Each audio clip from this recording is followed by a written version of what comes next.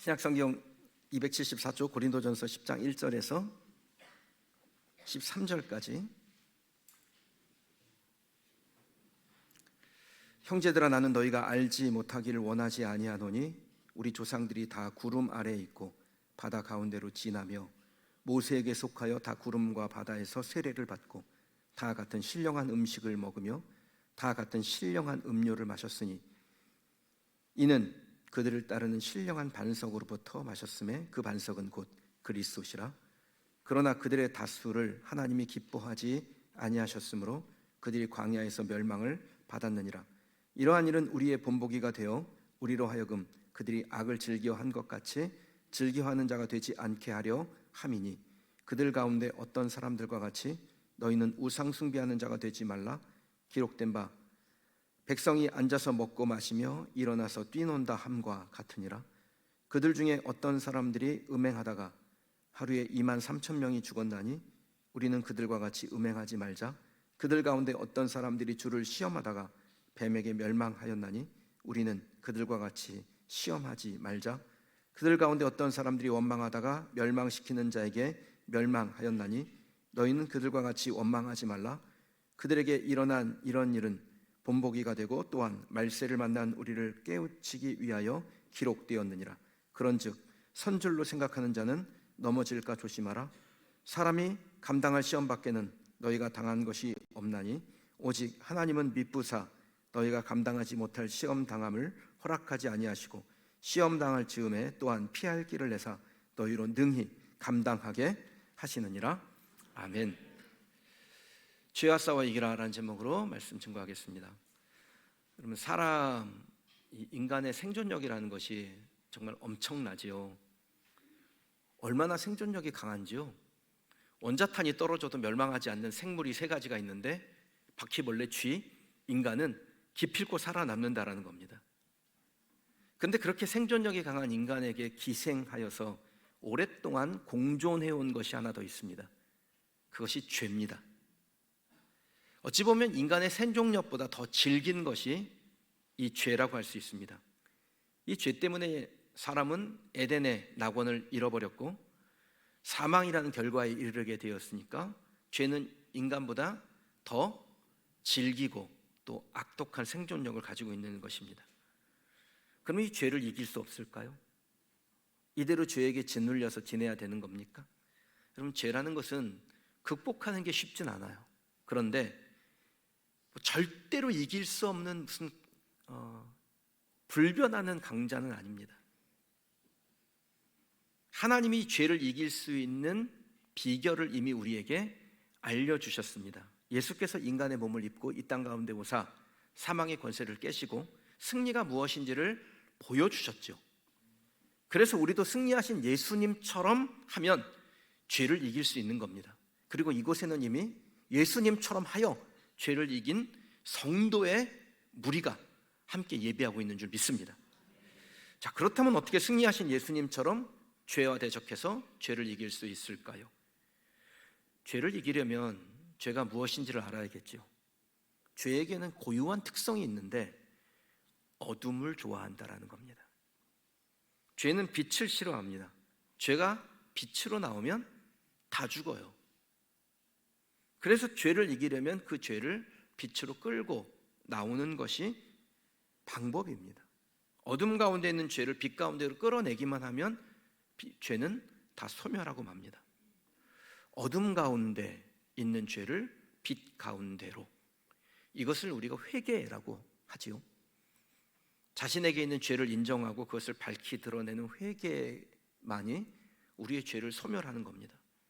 그러니까 저와 여러분이 자신의 죄를 늘 회개함으로 빛 가운데 거하면 우리는 우리의 죄를 소멸하고 하나님의 영생의 복을 얻는 성도로 살아갈 수 있는 줄 믿습니다. 죄에게 또 다른 특성이 하나 있는데요, 회귀성입니다. 그러니까 자기가 원래 있던 곳으로 되돌아가려고 하는 성질이 있습니다. 마태복음 12장 43절에서 45절 말씀입니다.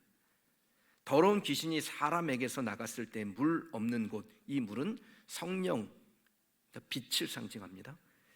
물 없는 곳으로 다니며 쉬기를 구하되 쉴 곳을 얻지 못하고 이에 이르되 내가 나온 내 집, 사람을 말하죠, 내 집으로 돌아가리라. 회기성입니다. 와보니 그 집이 비고 청소되고 수리되었거늘, 원래는 물로 성령으로 채워져 있어야 되는데 비어 있었다라는 거예요. 이에 가서 저보다 더 악한 귀신 7을 데리고 들어가서 거하니, 회귀한 겁니다. 그 사람의 나중 형편이 전보다 더욱 심하게 되느니라. 귀신이 어떤 사람에게서 나간 후에 물 없는 곳, 성령이 없는 곳, 빛 없는 곳으로 다니며 쉬기를 구했는데 머물 수 있는 곳이 없어서 그 사람에게로 다시 한번 와봤더니 물로 채워져 있으면 좋았을 텐데, 성령으로 빛으로 채워져 있으면 좋았을 텐데 그렇지 못하니까 그 죄가, 귀신이 회귀하여 그곳에 머물 때 더 악하게 되었다라는 말씀이에요. 그러니까 이 말씀에는 죄의 성질과 죄를 이기는 원리가 동시에 담겨져 있습니다. 죄는 사람에게로 되돌아오려는 회귀성도 있지만 그곳에 물, 성령, 빛이 있으면 못 들어온다라는 거예요. 그러니까 죄는 빛이 있는 곳에, 성령이 있는 곳에는 못 옵니다.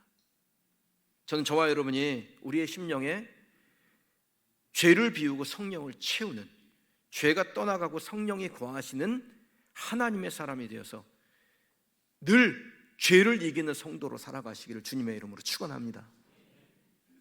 여러분, 죄가 회귀하면요, 그 사람이 어떻게 될까요? 5절 6절이에요. 같이 읽어볼게요. 그러나 그들의 다수를 하나님이 기뻐하지 아니하셨으므로 그들이 광야에서 멸망을 받았느니라. 이러한 일은 우리의 본보기가 되어 우리로 하여금 그들이 악을 즐겨한 것 같이 즐겨하는 자가 되지 않게 하려 함이니. 아멘. 여러분, 죄가 다시 돌아와서 그 사람에게 머물잖아요. 영과 육이 죽는 겁니다. 영벌이라고 하죠. 그러니까 오늘 우리가 성찬을 받게 될 텐데, 이 성찬식에 참여하는 교인이 되었다 그래서 영생을 얻는 게 아닙니다. 생명에 이르려면 죄를 부인한 삶을 살아야 됩니다. 그리스도인답게 죄를 빛에 드러내서 그 빛으로부터 나오는 능력이 죄를 소멸하고 그것이 다시 살아서 우리에게로 되돌아오지 않게 우리를 성령으로, 빛으로 채울 때 우리는 영생의 사람이 되는 겁니다. 이스라엘 백성들이 출애굽할 때요, 한 번에 세례받고 그리고 하늘에서 내리는 신령한 떡, 반석에서 나오는 신령한 음료를 마시죠. 그러니까 이스라엘 백성도 세례받고 성찬에 임한 거예요. 그런데 그들이 세례받고 성찬에 임했음에도 그 광야에서 멸망하는 백성이 되었으니 그것이 우리에게 본보기로 기록한 것을 알고 우리는 그들과 같이 하지 말라라는 것이 성경이 우리에게 말씀하시는 교훈이죠. 여러분, 그때 그랬으면 지금도 그런 겁니다. 단지 교회 나온다고 영생을 얻는 것이 아닙니다. 성찬에 참여했다고 우리 죄가 사함받은 게 아니에요. 악을 떠나고 죄를 미워하는 결단, 하나님의 백성이 되겠다라는 우리의 다짐이 사망으로 도리를 놓는 것입니다. 로마서 6장 23절에 죄의 삭은 사망이라고 했습니다. 죄는 대상이 누구인지 간에요, 저주와 사망을 가져와요. 아담이 범죄해서 에덴에서 쫓겨났을 때 영생을 잃지요. 원래 영생하는 존재로 하나님이 창조하셨는데, 근데 그것뿐 아니라 더하여 땅도 저주를 받았다고 했어요. 그러니까 우리가 죄를 떠나지 않으면 영생도 없는 것이고 이 땅에서 우리의 산업이 저주를 면치 못하게 되는 겁니다. 많은 분들이 사업이 잘 됐으면, 자녀가 잘 됐으면, 건강했으면 그런 바람이 있죠. 그 바람이 있으시다면 그 바람을 이루도록 하셔야 됩니다. 죄를 떠나는 겁니다. 죄의 삭은 사망과 저주라고 했는데 그것을 붙들고 잘 될 수 없지 않겠습니까? 오늘 본문에는 우리가 떠나야 될 죄 4가지를 말씀하는데, 우상숭배, 음행, 불신, 원망입니다. 우상숭배 죄입니다. 우상숭배라는 게 뭘까요? 무슨 부처상 앞에 가가지고 절하는 겁니까? 우상숭배는요, 하나님보다 더 중요한 것을 내게 만드는 거예요. 여러분, 돈 좋아요? 전혀 안 좋은 것처럼 이렇게 쳐다보시는. 여러분, 돈 좋지요? 저는 어떨 것 같아요? 용감한 사람은 좋다고 그러고 용감하지 않은 사람은 속으로 좋겠지 뭐. 그럼 사람들이 돈 좋아하죠. 그거 있으면 편리합니다. 그런데 그것이 하나님보다 더 중요해지는 순간 그건 우상이 됩니다. 자녀요? 좋은 거죠. 우리를 얼마나 기쁘게 하고 행복하게 하고 쳐다만 봐도 좋잖아요. 물론 쳐다만 봐도 왼수 같을 때도 있지만, 그런데 그 자녀를 하나님보다 더 좋아하면, 중요하게 여기면 그 사람은 자녀를 우상으로 만드는 겁니다. 그만하셔야 돼요. 자녀를 우상으로 만드는 건요. 자녀에게 유익하지 않아요. 성경은 자녀를 기업이라고 표현합니다. 그리고 기업을 땅이라고 표현합니다. 아담이 범죄했을 때 일어난 결과가 뭐예요? 땅이 저주를 받는 것이에요. 그러니까 우리가 자녀를 우상으로 만들면 자녀가 저주를 받아요. 돈을 우상으로 만들면 우리의 통장이 저주를 받아요.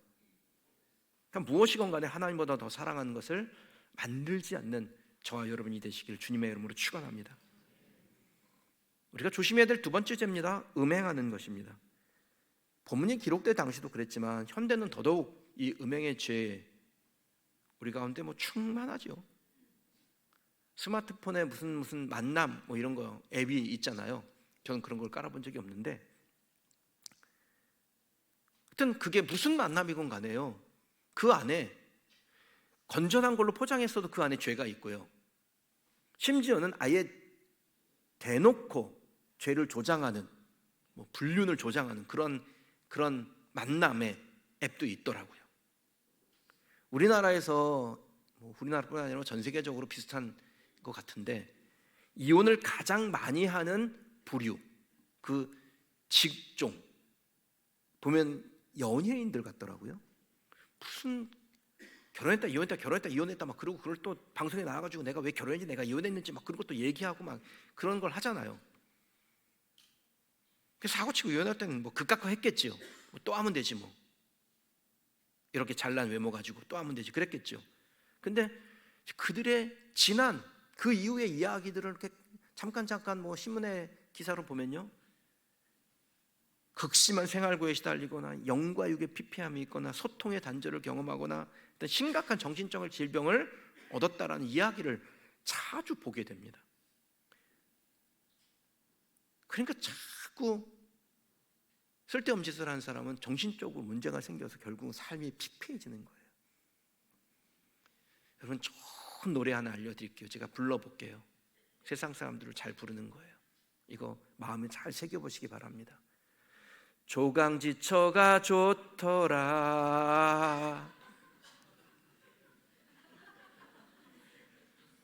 우리가 조심해야 될 세 번째 죄입니다. 하나님을 시험하여 불신하는 죄입니다. 조심하셔야 돼요. 하나님을 시험한다라는 게 뭐예요? 하나님을 믿지 못한다라는 거죠. 하나님을 믿지 않는 죄의 결과는 두말할 것도 없어요. 영원한 멸망이에요. 반대로 하나님을 믿으면 어떻게 됩니까? 요한복음 3장 16절에요. 하나님이 세상을 이처럼 사랑하사 독생자를 주셨으니 이는 저를 믿는 자마다 멸망하지 않고 영생을 얻는다. 믿으면 멸망하지 않고요, 영생을 얻는다. 이것이 믿는 자에게 주시는 복입니다. 믿지 않는 자에게는 영생이 없는 것이고, 우리가 전도 예전에 하시던 분들 예수천당 불신지옥 이렇게 외치면서 전도 많이 하셨죠. 이게 전도 구닥다리 전도법입니까? 근데 여러분, 이게 복음이에요. 전도의 방식은 변할지 모르지만 그 안에 담긴 진리는 안 바뀝니다. 예수 믿으면 천국이고 예수를 불신하면 지옥이에요. 불변하는 진리인 줄 알고 오늘 이곳에 예배드린 성도들, 예수는 천국, 불신은 지옥, 아멘 하시기를 소망합니다. 우리가 삼가야 될 네 번째 죄는 원망하는 죄입니다. 제가 여러분에게 진짜 당부드리는데, 무슨 일을 만나도 어떤 결과를 만나도 원망하지 마세요. 원망한다고 결과가 바뀌지 않습니다. 원망해봤자 느는 건 근심이고요, 줄어드는 건 소망이에요. 그 무엇보다 원망하는 것은 범죄하는 것이라고 그랬습니다. 고난을 많이 당했던 욥이 1장 22절에요 이렇게 고백합니다. 이 모든 일에 욥이 범죄하지 아니하고 하나님을 향하여 원망하지 아니하니라. 그러니까 여기서부터 우리의 삶의 방향과 전세가 바뀌는 거예요. 여러분이 어떤 상황에서든지 대상이 하나님이든 사람이든 간에 원망함으로 죄를 범하지 않기를 바랍니다. 그래서 여러분의 삶에 하나님이 예비해 놓으신 여호와 이레가 보이고 그곳에 도달하는 복을 누리시기를 주님의 이름으로 축원합니다. 오늘 성찬에 참여하시게 될 텐데 저와 여러분이 죄를 멀리하고 하나님을 가까이 함으로 천국 백성이 되어서 이 땅에서 나누는 성찬을 하나님의 영광의 보좌 앞에서도 함께 나눌 수 있기를 주님의 이름으로 축복합니다. 세상이 아무리 험악해도요, 저와 여러분이 굳건히 신앙을 지키면 우리에게는 영원한 저주가 아니라 영원한 생명이 오며 우리의 땅은 저주받아서 황폐해지는 것이 아니라 하나님의 복을 말미암아 기름지고 풍성하게 될 줄 믿습니다. 성찬에 참여하실 저와 여러분이 죄를 미워하고 주님을 따르면 우리 주님께서 이 성찬을 대할 때 우리에게 새 힘 주실 줄 믿습니다. 13절 말씀 같이 읽어볼까요? 사람이 감당할 시험 밖에는 너희가 당할 것이 없나니 오직 하나님은 미쁘사 너희가 감당하지 못할 시험 당함을 허락하지 아니하시고 시험 당할 즈음에 또한 피할 길을 내사 너희로 능히 감당하게 하시느니라. 아멘. 근본적으로 사람은 죄를 이길 힘을 가지고 있지는 않지요. 그러나 그리스도인에게 하나님은 죄를 이길 힘을 공급하여 주십니다. 그 이길 힘을 우리가 만든 것은 아닙니다. 그런데 그것을 공급하신다고요. 이 성찬은 우리가 죄를 이길 힘을 공급하신 하나님의 은혜의 방편인 줄 믿습니다. 죄를 이기신 예수 그리스도를 내 주로 인정하고 주님을 따르면 예수님의 능력이 내 능력이 되는 것이고 우리 안에 거하신 예수님의 영 성령님으로 충만하면 귀신도 죄도 얼씬하지 못하는 하나님의 사람으로 살아갈 줄 믿습니다. 오늘 저와 여러분 예수 그리스도의 몸과 피를 상징하는 떡과 잔을 나누는 이 성찬은 죄를 이기고 부활하신 예수 그리스도를 나의 주님으로 고백하는 예식입니다. 그래서 주님이 이것을 계속해서 하라고 하신 거예요. 우리는 이 성찬 예식을 통해서 죄를 이기는 선포를 하는 것입니다. 경건한 마음으로 이 예식에 참여하게 될 때 저와 여러분들이 받는 이 성찬은 실체는 떡과 잔이지만 이 실체를 우리 안에 먹고 마실 때 우리 안에서 예수의 몸과 피로 역사할 줄 믿습니다. 그리고 성찬이 끝이 아니라 성찬 이후 더욱 하나님의 백성다움으로 살아가시며 승리하는 저와 여러분 되시기를 주님의 이름으로 축원합니다.